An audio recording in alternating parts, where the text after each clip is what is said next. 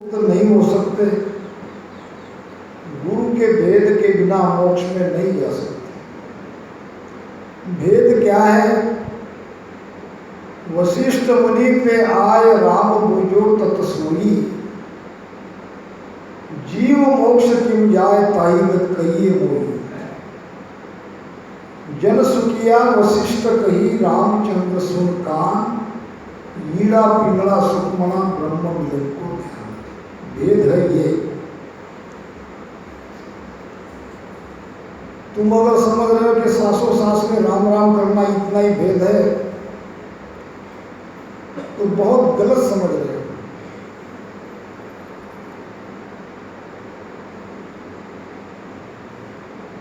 ये साध्य नहीं है, ये साधन है। और प्रारंभ से ही साधन कर रहे हो, अंत तक साधन पे अटक रहोगे तो जाओगे कब?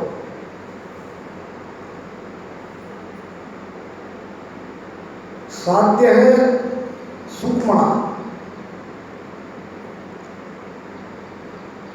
72,000 नाड़ी में एक नाड़ी है, जिस नाड़ी से सभी नाड़ियां मिली जुली है। मूलाधार में उसका वीवर है, रहने का स्थान है, और सुक्ष्मणा का मुख है बंद। पहले तो बंद मुख को खोलना पड़ेगा। वहां बैठी है नागिन, वहां बैठी है कुंडली, 3.5 आटा मार के सुक्ष्मणा का मुख बंद करके बैठी है। कैसे जाओगे? बंकनाल के रास्ते से ही ऊपर चढ़ना है, सुक्ष्मणा के रास्ते से ही ऊपर चढ़ना है, और वो मार्ग बंद है।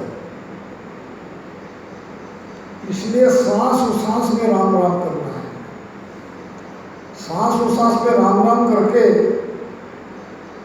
वायु का प्रेशर नाभि स्थान से नीचे गुदा की तरफ बढ़ाना है। ध्यान के जितने भी ग्रंथ आप देखोगे, उसमें आपको यही भेद मिलेगा।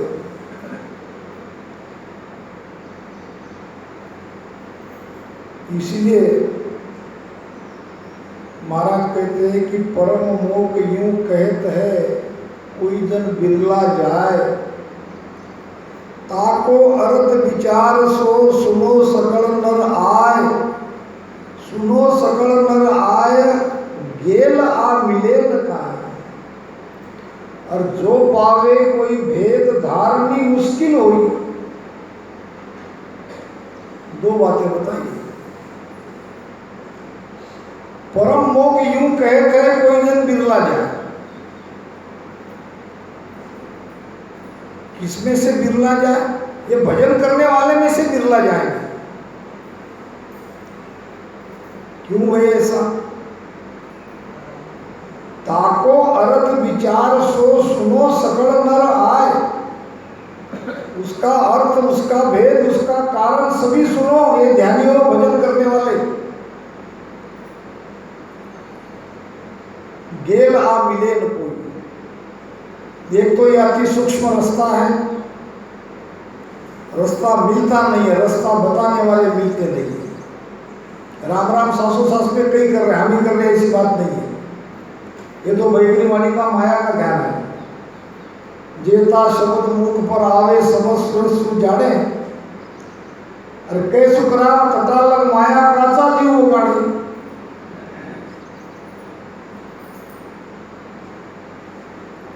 भेद कोई अलग है, भजन कोई अलग है, और वो हमें जानना है, हमें समझना है। तो महाराज कहते हैं गेल आ मिले न कोई। कैसे कुंडली को जगाए, कैसे बंकनाल का मुंह खुला करे? पहला तो ये बड़ा मुश्किल है। दूसरी बात, जे पावे कोई भेद धारणी मुश्किल हुई।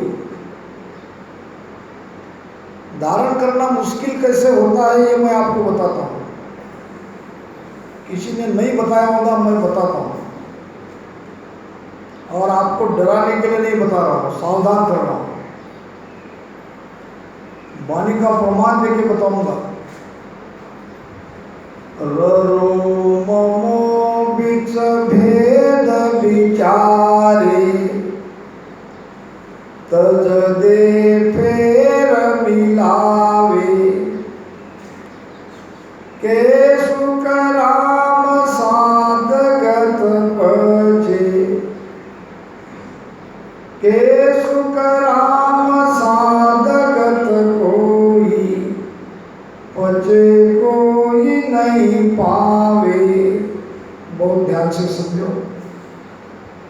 रो ममो बीच भेद विचारे, यानी रकार मकार यानी राम राम शब्द का दोनों श्वास उश्वास में रटन करने का भेद धारण कर लिया गुरु से जाके भेद ले लिया और भेद से भजन करने लगा। भजन में प्रेम लग गया, मंगलमाल खुल गई, सुषुम्ना जागृत हो गई, शरीर वाइब्रेट होने लगा, रोम रोम में वो आनंद आने लगा और आत्मिक शक्ति रीढ़ की हड्डी से एकदम ऊपर चढ़ गई। यहां तक की बात सब ठीक है, लेकिन आगे महाराज कह रहे तज दे, बीच में भजन करना छोड़ दिया, बीच में मन ने विषयों की ओर खींच लिया। ये भक्ति में सबसे बाध्य है, मन को विषयों से छुड़ाना होगा। विषयों के अधीन ये भजन कभी नहीं कर सकता। धीरे धीरे वो सब छूट जाता है। संयम की बहुत जरूरत है। जितना संयम ध्यान अवस्था में रखोगे उतना अच्छा है। फिर मन भटक गया, मन में भ्रम आ गया, मन विषयों की ओर चला गया, भजन कम हो गया या भजन करना छोड़ दिया, सत्संग में जाना ही बंद हो गया, क्या होगा? जो आत्मिक शक्ति ऊपर चढ़ गई वो नीचे आ जाएगी और फिर कुछ दिनों बाद और सत्संग में जाने लगे और भजन में बैठने लगे। तजदे फेर मिलावे, छोड़ दिया और करने लगे। कहे सुखराम साधगत सोई, बचे कोई नहीं पावे। वो स्थिति को दोबारा प्राप्त करना बहुत मुश्किल है। इसलिए अगर ये निभाना होता है तो इस धारा को पकड़ो, नहीं तो साली राम राम राम राम अपना चल रहा है, सत्संग चल रही है, सुनते रहो, करते रहो और ज़्यादा से ज़्यादा ये सगुण भक्ति कहलाएगी। ये निर्गुण भक्ति भी नहीं है। थोड़ा बार राम राम कर लिया, ज्ञान सुन लिया, चले गए, निर्गुण में भी नहीं आया। अगर सत्स्वरूप की भक्ति करना है तो ये उसका भेद है। राम दड़ी चौड़े पड़ी सब कोई खेले आए, ये राम दड़ी चौड़े पड़ी है, ये चंडू खुला पड़ा है, मैदान में है, सब खेल सकता है। दावा नहीं है संतदास जीते सो ले जाए, इसके ऊपर किसी का दावा नहीं है। जो जीत सकता है, जिसके अंदर परमात्मा प्राप्ति की तड़प है, सच्ची लगन है, वो जीत सकता है।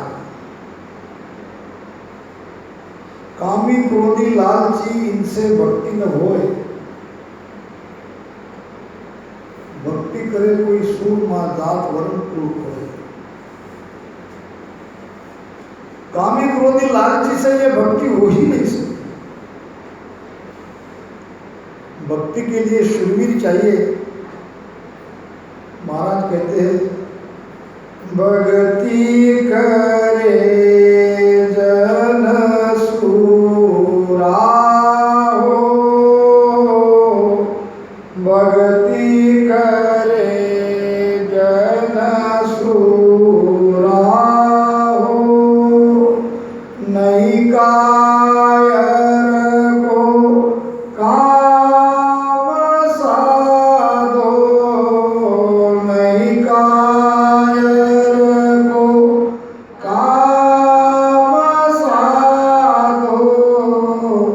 भक्ति करे जन सूरा हो, भक्ति करे जन सूरा हो। शूरवीर ही भक्ति कर सकता है। कायर, डरपोक, मन से डरने वाला, युद्ध के मैदान से भागने वाला कायर भक्ति नहीं कर सकता, शूरवीर भी भक्ति कर सकता है। 80 साल का एक फकीर था। उसने सुन रखा था हिम्मते मर्दा तो मददे खुदा। अब इस कहावत को आजमाने का विचार किया, क्या सचमुच ये कहावत सत्य है या यूं ही कहने की बात है। एक दिन उसने मन बनाया बादशाह की बेटी से शादी करते हैं। अब मेरा क्या होगा, ज्यादा से ज्यादा मुझे सूली पे चढ़ा देंगे, लेकिन मैं हिम्मत करके देखता हूं। फकीर आया नगर में, कहने लगा हिम्मते मर्दा मददे खुदा, बादशाह की बेटी फकीर से निकाह। अब ऐसे चौराहे चौराहे पे नगर में आके वो कह रहा था, बादशाह के कान तक बात आ गई।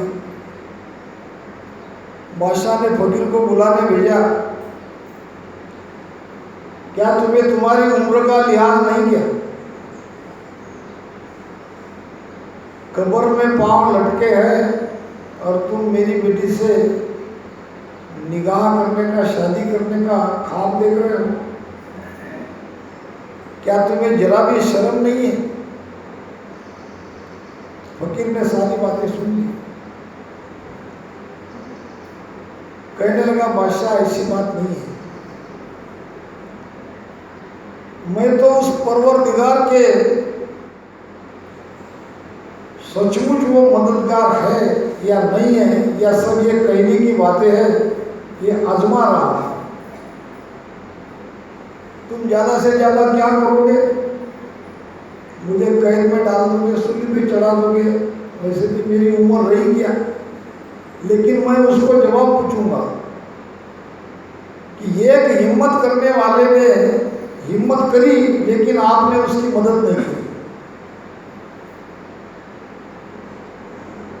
बादशाह थोड़ा पीछे हट गया। बादशाह ज्ञानी था, बात तो कोई और है।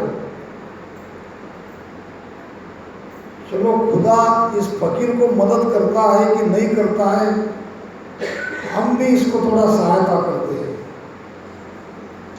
बादशाह ने कहा ठीक है, समुद्र में जाके मुझे एक सेर मोती लेके ला।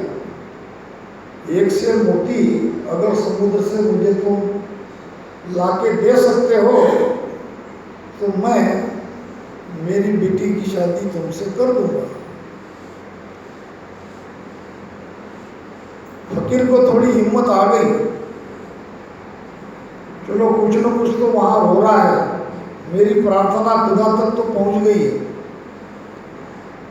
गया समुद्र के पास, अथाह पानी और एक छोटा बर्तन लेके समुद्र का पानी बाहर निकालने लगा। दिन पूरा चला गया, रात पूरी चली गई, दूसरा दिन, तीसरा दिन, 3 रात 3 दिन बीतने के बाद समुद्र में से आवाज आई, अरे भाई तुम कौन हो, क्यों मुझे तकलीफ दे रहे हो?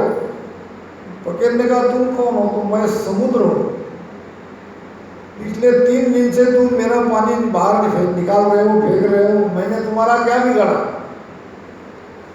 फकीर ने कहा तुमने मेरा कुछ नहीं बिगाड़ा, तुम्हारे अंदर है मोती, लेकिन अथाह सागर में मोती को मैं कैसे प्राप्त करूं? इसलिए मैं कोशिश कर रहा हूं समुद्र का पानी पूरी तरह से बाहर फेंकने की। मुझे ये भी पता है ये असंभव काम है, मैं नहीं कर सकता। लेकिन मैंने ये भी सुना है कि जो हिम्मत करता है कोई काम करने की तो उसकी मदद खुदा करता है। तो अब देखता हूँ खुदा मदद करता भी है या नहीं करता। मुझे ये भी पता है मैं पानी बाहर फेंकते फेंकते एक दिन मर जाऊंगा, मेरी उम्र कुछ नहीं रही। समुद्र को दया आ गई, कहने लगा वो जितना चाहिए उतना मोती ले जाओ। ऐसा कहते ही समुद्र ने मोती की बोरी बाहर आके फेंक दी। अब ये बोरी लेके बादशाह के पास आ गया। बादशाह को बड़ा आश्चर्य हुआ, एक शेर के बदले तुम तो बोरी भर के मोती लाए हो। तो कहने लगा हिम्मत मरना मदद खुदा, मैं क्या कह सकता हूँ। अच्छा ठीक है, एक काम मेरा और है।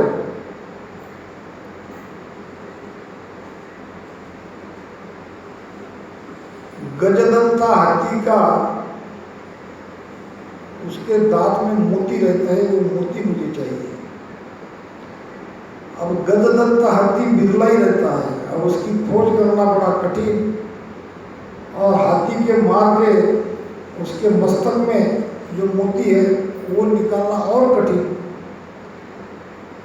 लेकिन फकीर तो जानता था हिम्मत मरना मदद खुदा। कुछ ही महीनों में खोज लिया गजदंता हाथी, उसके मस्तक में मोती भी राजा के पास लाके दे दिया। अब राजा अंदर से डर गए, क्या सचमुच मुझे मेरी बेटी 80 साल के बूढ़े के साथ ब्याह न करना पड़े।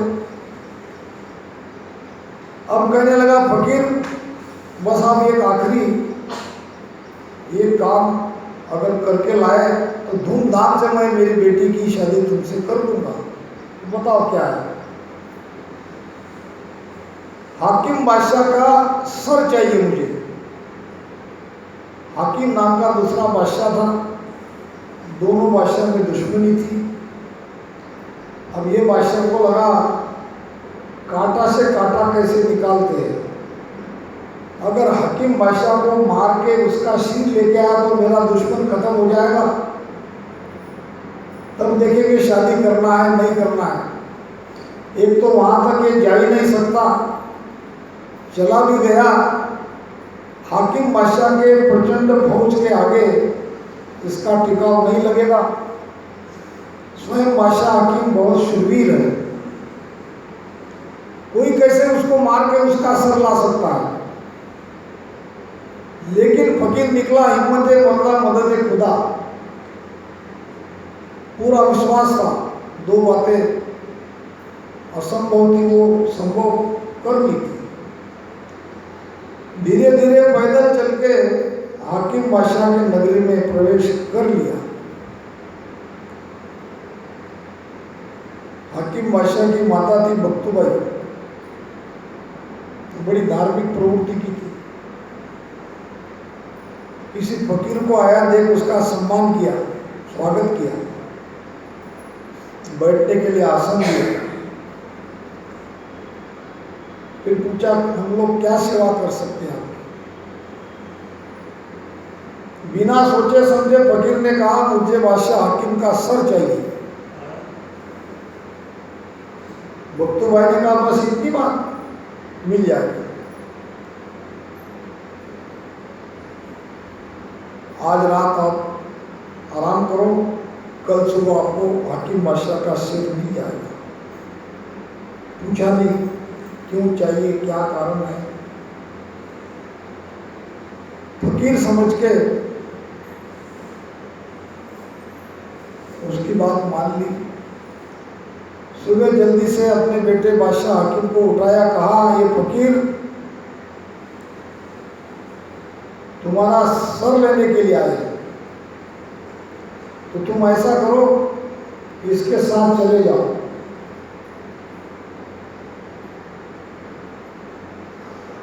अब सर चाहिए कि हाथ चाहिए कि पैर चाहिए, जो भी चाहिए वो अपने शरीर को अंग काट काट के इसको दे देना, मना मत करना, मैंने वचन दिया है। बादशाह हकीम भी अपनी माँ का आदेश टाल नहीं सकता था। पूरी तैयारी के साथ वो भी फकीर के साथ निकल गया। दोनों आ गए बादशाह के दरबार में। फकीर हकीम बादशाह के साथ आता देख उसे बड़ा आश्चर्य हुआ। कहा, बादशाह आपने तो हकीम बादशाह का सिर मंगाया था, मैंने पूरा हकीम बादशाह ही लेके आया, जो हमें चाहिए इसका काट लो, ये मना नहीं करेगा। अब तो बादशाह पूरी तरह से घबरा गया। अब उधर शादी की तैयारी शुरू हो गई। फकीर के लिए मेहमान खाना खोल दिया। दुश्मन तो था हाकिम बादशाह, लेकिन कल फकीर की शादी कर लेंगे, उसी समय इसका सिर कलम कर लेंगे, दोनों काम एक साथ कर लेंगे। अब दूल्हे का भेष पहना गया, लड़की को दुल्हन बनाया गया, लोग आ गए, शादी की तैयारी हो गई। इधर फकीर ने अपनी जगह बादशाह हकीम को दूल्हा बनाया। मुसलमान में ऊपर से चेहरा लगाते हैं, दूल्हा कौन है ये पहचानने में नहीं आता, चेहरा दिखता नहीं है, और अपने आप को थोड़ी देर के लिए छुपा लिया। तैयारी हो गई और फिर किसी सेवादार को कहा कि मुझे बादशाह से मिलना है एकांत में। जैसे ही बादशाह को पता चला फकीर मिलना चाहता है,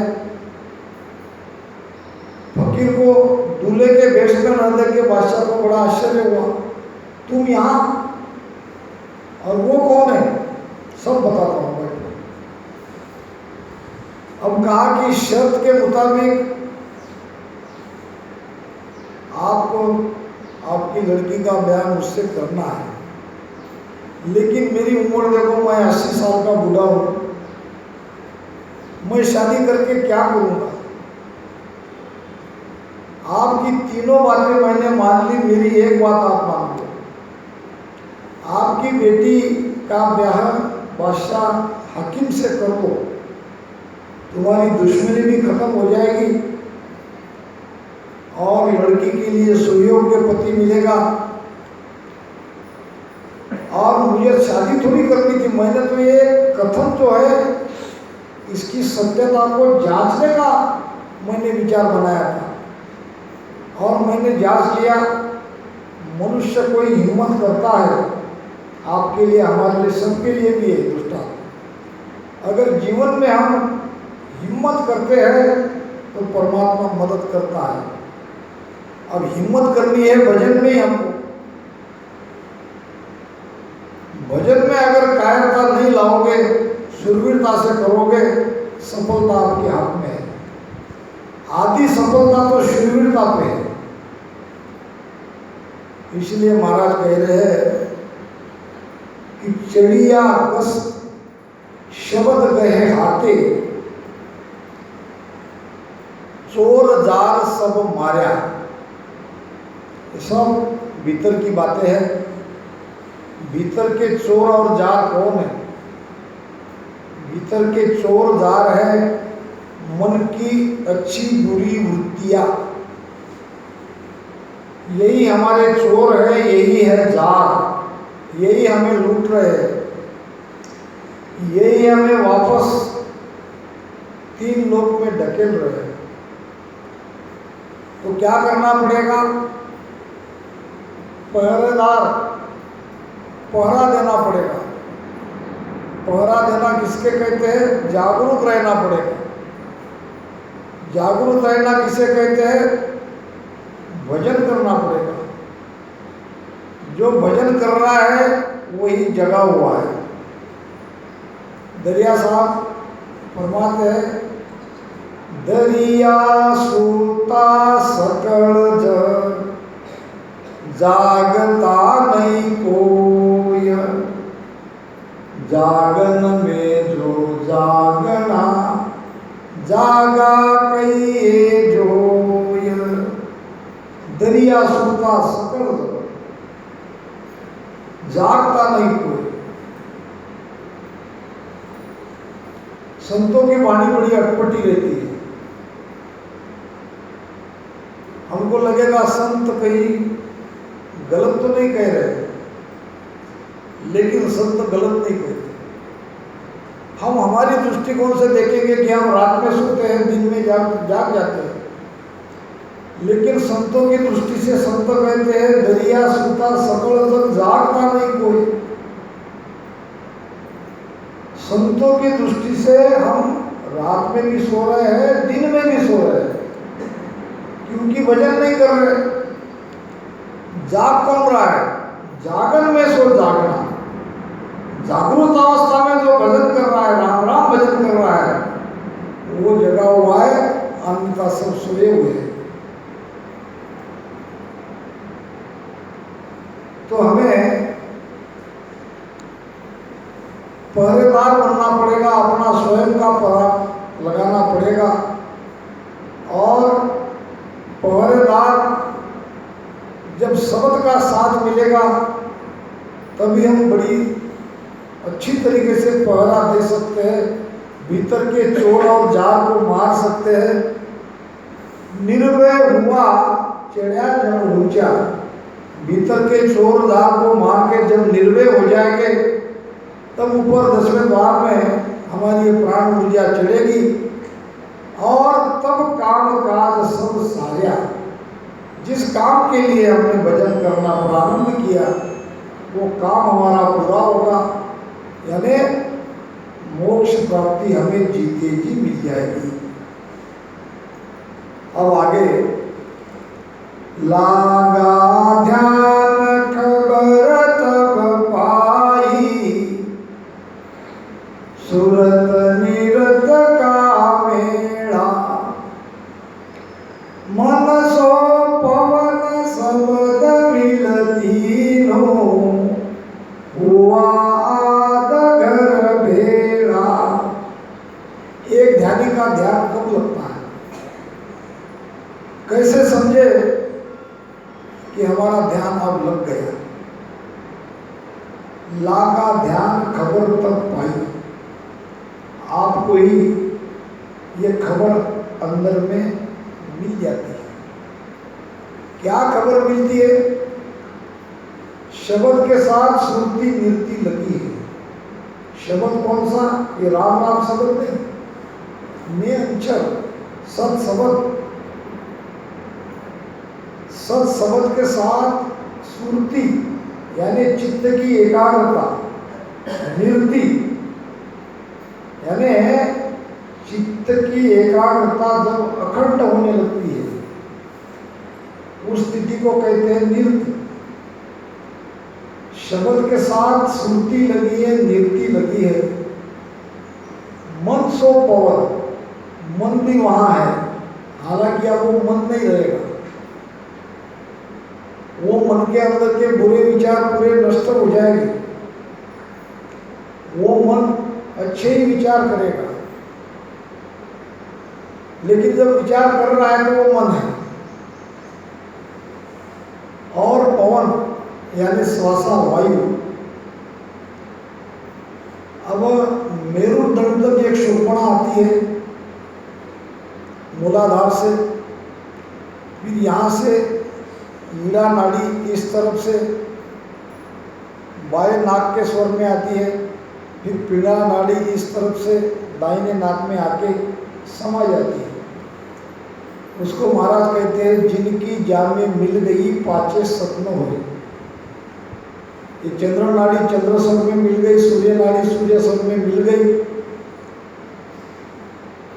और शिव के ऊपर से सुक्ष्म आके ये ब्रह्मरंध्र में भौर रूपा में आके वहां मिल गई। फिर ध्यान कैसा होता है? ऐसी स्थिति में फिर रचना बंद हो जाती है। फिर रचना होने के बाद दोनों स्वर एक हो जाते हैं, ईड़ा और पिंगला। यहाँ ऐसे सुक्ष्मणा बन के ऐसे सीधे ऊपर ध्यान चलता है। तो श्वासा की गति सुषुम्ना के रास्ते से ऊर्ध्वगामी होती है, नीचे का पिंड का सारा भाग पूरा खाली हो जाता है। तो इस तरह से सुषुम्ना से श्वासा, मन और सुरती, निरति, शब्द, ये पांचों इकट्ठे वहां हो जाते हैं, तब कह सकते हैं कि हमारा ध्यान लग गया। लागा ध्यान खबर तब पाई सूरत निरंतरा मेला, और मन सो पवन शब्द मिल तीनों हुआ आध घर भेड़ा। 10वें द्वार में ये सब भेड़ा हो गए, सब इकट्ठे आ गए। तीनों ध्यान त्रिकूटी लागे, न्यारी कड़ा दिखावे, ऐसी रीत भी हम देखी, एक नार जान कर आवे। बहुत ही ध्यान की गहरी बातें हैं। हो सकता है आज समझ में